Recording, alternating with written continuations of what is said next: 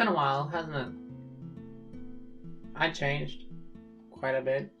I have bangs now and dog ears, but I'm still incapable of recording videos properly, so this is probably going to suck.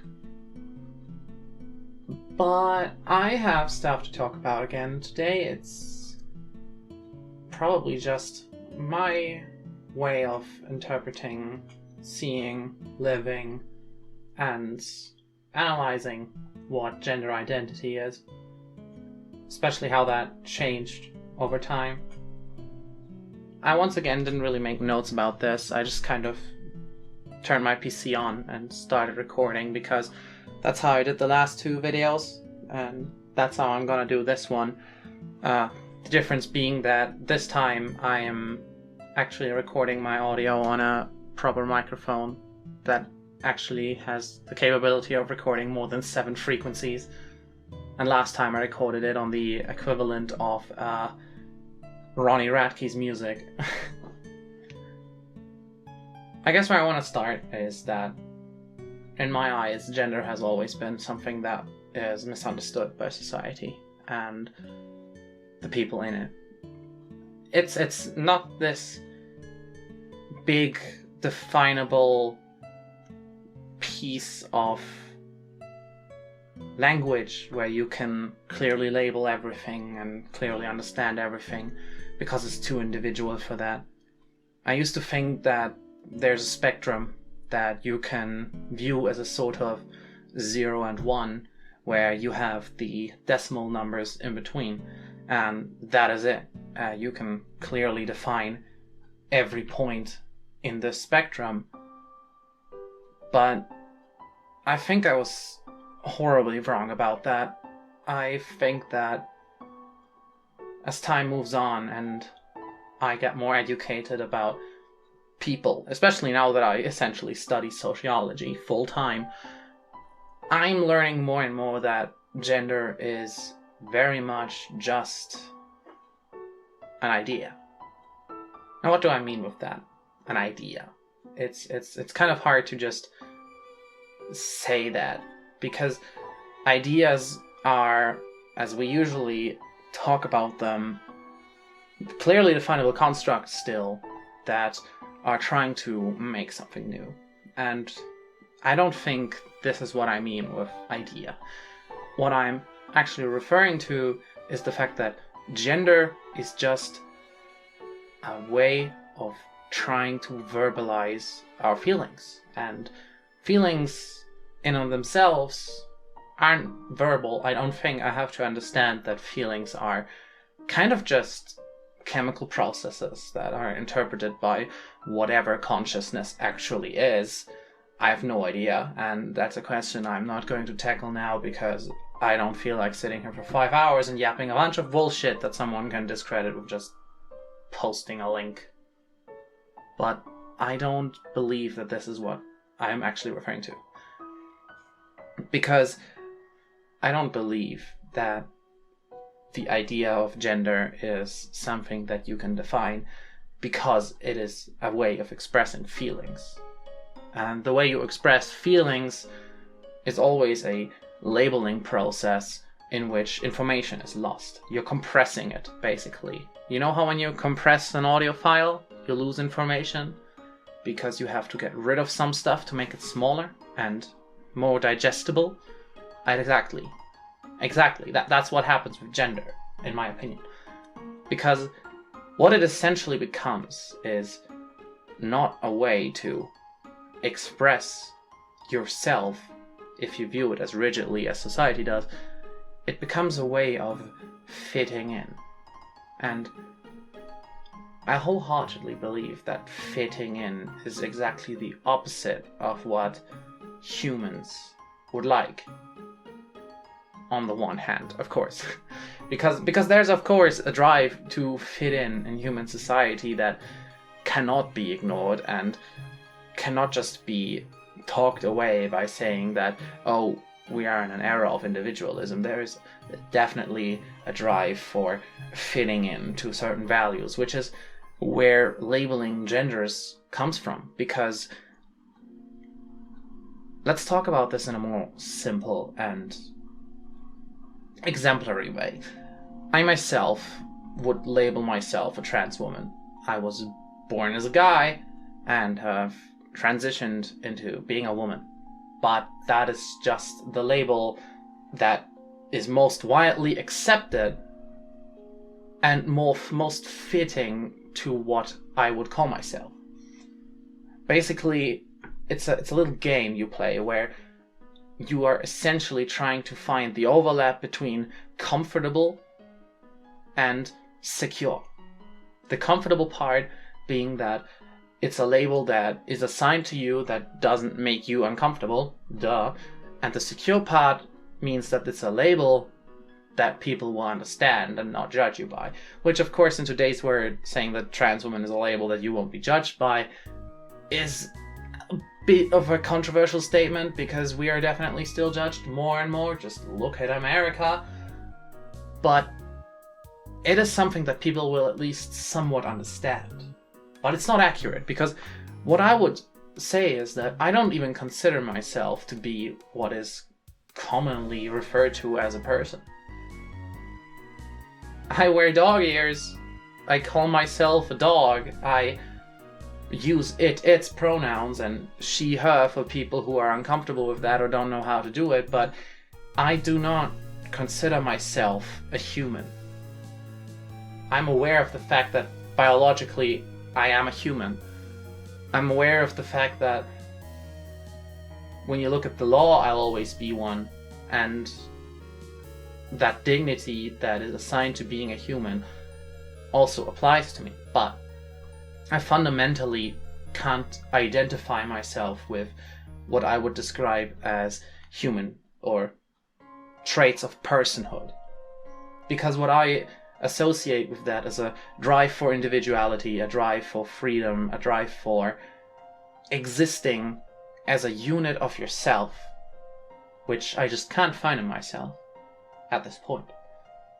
I do not see in myself a drive to fit into a value system which assigns a certain identity onto me that just kind of sounds too stressing. That I do not feel like I am replicating in real life beyond what is expected of me. Because what is expected of me is obviously what I will end up doing when I'm in high pressure situations where I'm uncomfortable, but it's not what I would do if I'm just by myself. Because when I'm with my partners, I do not feel like I'm a person. I get rid of that little layer of security, and because of the way that they understand what I'm saying, I can use labels that maybe wouldn't be understood outside of that. So the comfort level is higher because the security that I need to get for myself is a lot less important in this frame of reference. Instead of working for someone else's expectations, I can explain myself to them and they will listen and they will understand. And in a way, I think that's what gender really is. It's a labeling process for your internal monologue, or in case of especially DID people, the internal dialogue that we have with ourselves at all times. It's a way of verbalizing exactly what is going on inside of us. But that is really just the linguistic perspective, because as all things, what I'm doing here is I'm trying to simplify a complex issue into something compressed, therefore losing information. One thing that has been missing is the entire dimension of dysphoria, because if gender is just a process of conforming, then what is dysphoria, really, but just a way of saying that it's more than that? I say I would disagree, because in my eyes at least, what dysphoria actually is is the true emotion behind what it means to express your gender in a conforming way. And I believe that most people actually experience dysphoria. We just label it differently as dysmorphia, because we assume that it's distinguished enough of a phenomenon that it deserves its own label.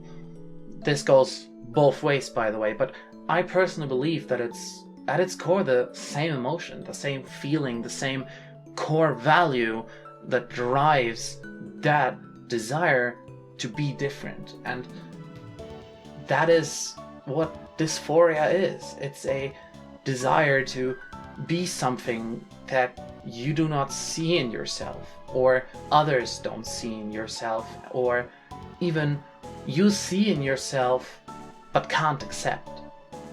These desires are all just another way of expressing what I've just talked about. It's a label put on something that compresses the actual phenomenon down to a simple process of this is this and this is that, but it just doesn't work like that in psychology. There is no I'm myself, I am simply me. There is I'm myself at this point, but now that a few seconds have passed, I'm someone else. Maybe not on paper, maybe not to you watching this, because you have the image of me that I'm a stupid dog girl who has horrible taste in hair and clothing, but I changed. I've said words that are now imprinted into my memory, and I'm a different person than I was before saying these words. But it's a minimal change, and this minimal change, when it comes down to it, is not something you would put a label on, or label as change, because it hasn't drawn the line as being enough change to warrant a label being put on it. And I believe that dysphoria is just that. It's a desire to be different that has expressed itself so deeply inside of the being that is associated with that it became relevant enough to put a label on it, because it became something that people would like to understand, or people would like that other people would understand them, but they don't. Because all they hear is man wants to be woman, woman wants to be man, dude wants to be a dog. And they don't realize that just the word want being in there already misses the entire point of what we are trying to vocalize by using labels like dysphoria, by using labels like trans woman.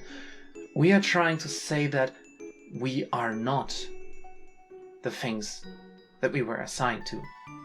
The labels assigned to us by society are not what we actually see ourselves as.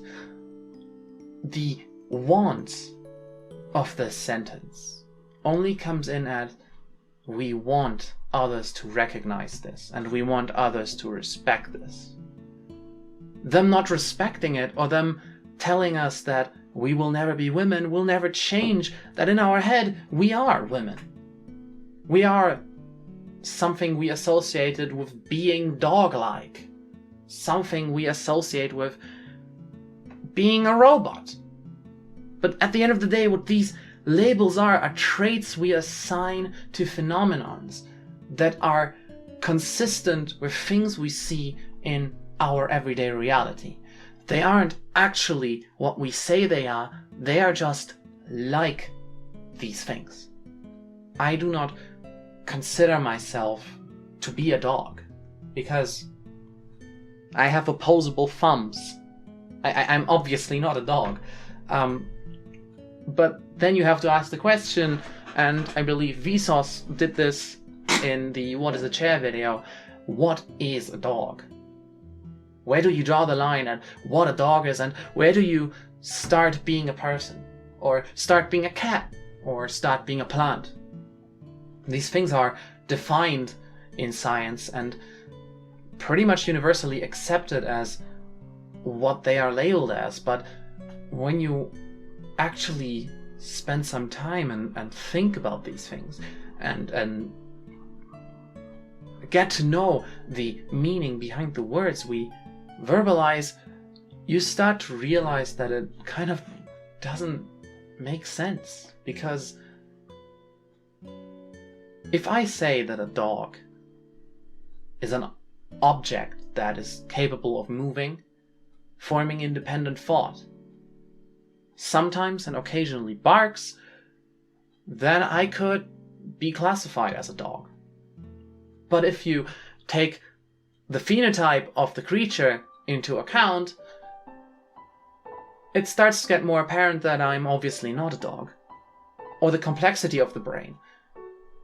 If you reduce it down to a certain level of factors, you could consider me a dog.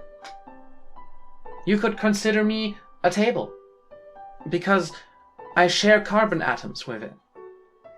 It's all labels, it's all words we assign to things that exist, and this applies to everything about identity, about personality, about disorders, and whatever the fuck autism is, if you will.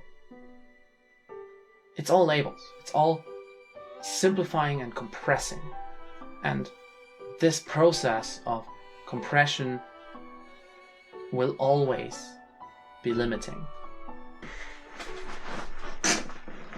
I don't know if any of the stuff I just said makes sense, honestly. It's been about 17 minutes.